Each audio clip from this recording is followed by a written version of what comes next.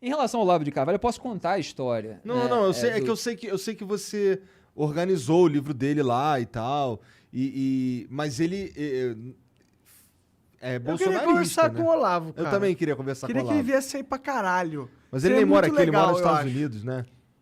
Não, ele veio pro Brasil porque ele veio se tratar, não foi um negócio desse? Ele não tá sei. no Brasil, eu acho. Interessante. Em relação a mim, né? E obviamente isso é algo que gera um monte de distorção, né? Por parte de lulistas, por parte de bolsonaristas, mas é uma coisa clara para todo o público que me acompanha. Eu organizei um livro do Olavo que não tem absolutamente nada a ver com Jair Bolsonaro. Não tem nada a ver, com Tem certeza. absolutamente nada a ver. O livro foi lançado em agosto de 2013. Aham. Bolsonaro nem por uma existia coincidência, no âmbito político nacional. Tá ligado? Ele era o baixo clero máximo ali, né? Pois era uma figura excêntrica Irrelevante. ali, e exótica, e tratado assim até pelo autor.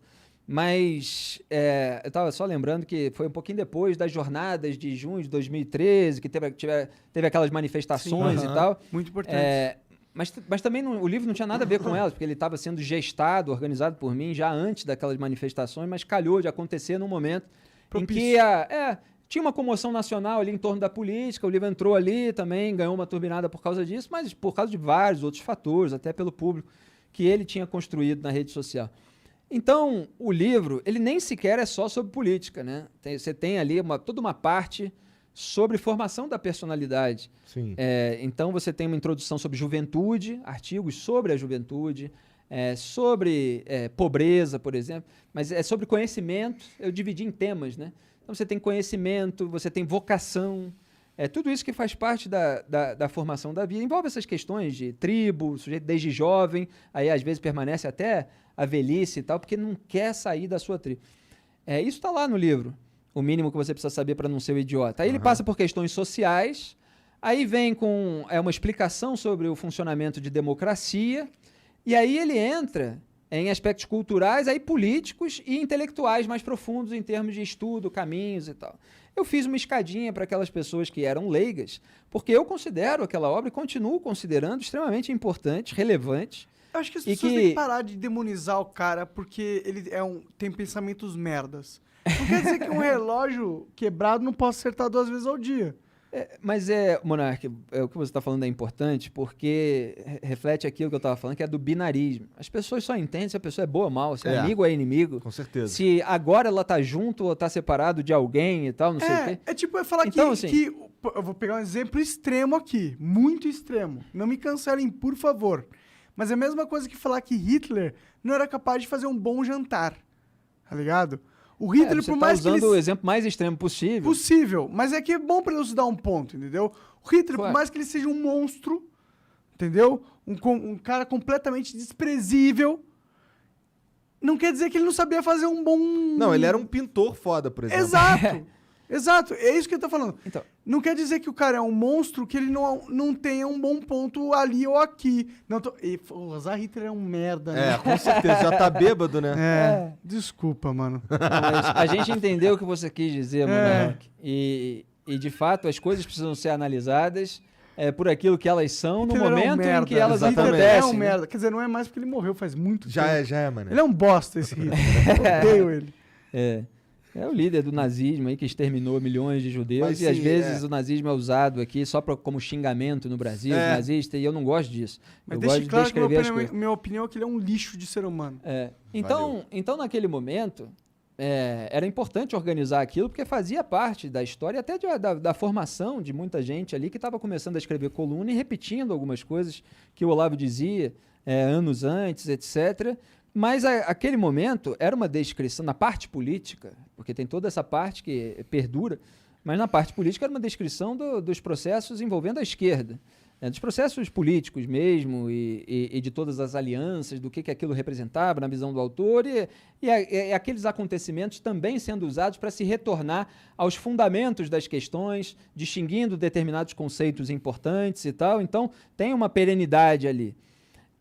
O que ele veio fazer em termos de atitude no debate público e no debate político especificamente, depois do lançamento do livro, é responsabilidade dele, né? Então... A minha avaliação é que o Olavo entrou numa pira de tipo, de fazer a sociedade, entendeu?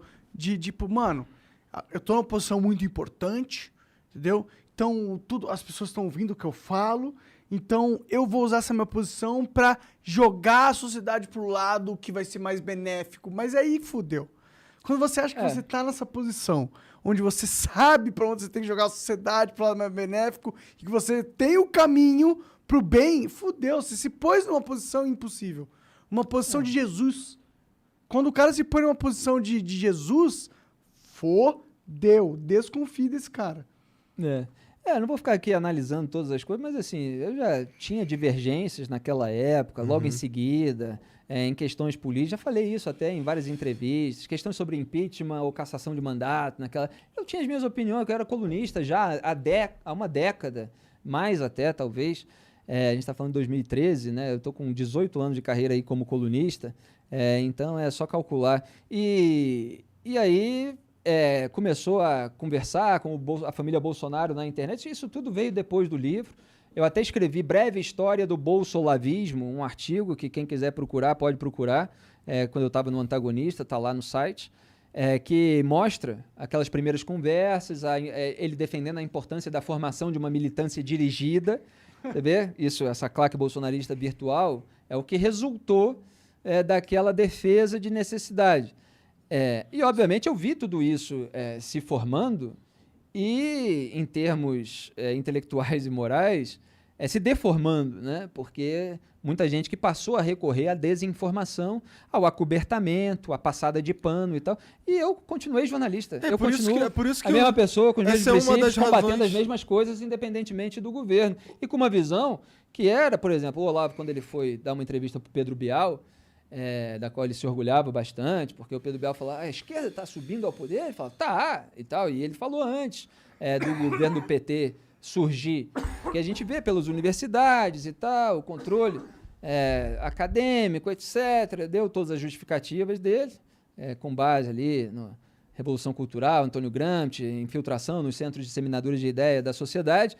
Em determinado momento, ele falou, bom, você é direita, esquerda? O Pedro Bial perguntou uma coisa assim. Ele falou, olha, quando o governo era militar, o regime militar, eu estava na oposição junto com a esquerda. Agora que a esquerda está no poder no Brasil, foi, aliás, isso que suscitou a pergunta. A esquerda está no poder? Agora que a esquerda no poder está, eu estou junto com a direita e tal. Então, para que, naquele momento, eu talvez não usasse essas palavras se eu fosse responder. Eu sou um jornalista independente que vai apontar a sujeira onde ela estiver, independentemente do governo. Mas, no fundo, ele estava dizendo uma coisa bastante parecida com isso, né? E eu continuei com essa postura. O PT estava no poder, eu estava vigiando e estava apontando a sujeira. Bolsonaro está no poder, estou vigiando e tal. Vai subir qualquer outro aí ao poder, se ganhar e tal. Eu vou continuar vigiando. Sempre torcendo, né, como cidadão brasileiro, para que a gente tenha um governo virtuoso e tal. Tomara que um dia a gente tenha. A gente está falando aqui... tomara que a gente tenha um congresso virtuoso. Já teve isso? Mas não é o caso. Se for o caso, bom, aí a gente diz, agora, vou relativizar crime? Ah, não, ladruagem em gabinete não é ladruagem. Por que você acha que o Olavo foi nessa vibe? Isso é coisa de vagabundo. Ele se seduziu pelo poder? O Olavo, na sua opinião? É ele que tem que explicar, você tá querendo Eu acho que sim. Eu vou falar o que eu acho. Eu não vou. Eu acho que o Olavo, total, ou ele se seduziu pelo poder, ou ele tem tanto medo do PT voltar... e eu não acho que seja isso, pra ser sincero, que ele acha que os fins justificam os meios. O ponto dele querer uma militância dirigida para um lado significa que ele está copiando a mesma estratégia do PT, porque a PT tem uma militância dirigida. É porque aí até entra uma questão, né? Uma coisa é um autor dizer que, olha, para você subir ao poder... político no Brasil, diante de tantas militâncias, etc., você vai precisar criar aí uma turma aí para valorizar as suas ideias e tal, para divergir no debate público, as pessoas que acreditam mesmo. Mas os simpatizantes. De militância. Não, pois é, essa distinção que eu estou querendo fazer. Até aí você fala, bom, um colunista está dizendo que é preciso haver uma militância. A terceira via agora. Alguém pode falar assim, bom, para enfrentar as pessoas no debate público vai precisar que alguém... que defenda a terceira que defenda via. E tal, não sei o quê. Agora, uma coisa é você reunir o pessoal do seu partido e tal, simpatizantes, etc., para defender aquelas ideias. Outra coisa ser descoberto que o sujeito tinha um esquema criminoso e você falar assim, não, de jeito nenhum. E, aliás, isso nem é crime, né? Se for, tá tudo bem. Se fez, não é crime. Porque, na verdade, isso aí todo mundo faz e não sei o quê, blá, blá, blá. Aí não dá, entendeu? Então, você chegou a esse ponto, né? Essa distinção aí desapareceu e as pessoas resolveram entregar ali a alma mesmo e fazer tudo ao contrário do que foi prometido e tentar acobertar, passar pano para aquilo. Ele falou que não ia fazer toma lá da cá. Se vier alguém, ele citou o Renan Calheiros, do Bolsonaro, né? Numa entrevista, vier pedir o Banco do Nordeste e tal, se essa for a única maneira de governar, na base do toma lá da cá, tô fora e tal. E hoje quem indica, quem manda no Banco do Nordeste é o Valdemar da Costa Neto, mensaleiro, que roubou junto com o PT de acordo se ele realmente com as investigações, né? Seria incrível. Passou 11 meses Falta na isso cadeia. pra um presidente, É o dono do partido Bolas. pro qual o Jair Bolsonaro Bolas. foi agora, tá? Pra quem tá assistindo, o PL.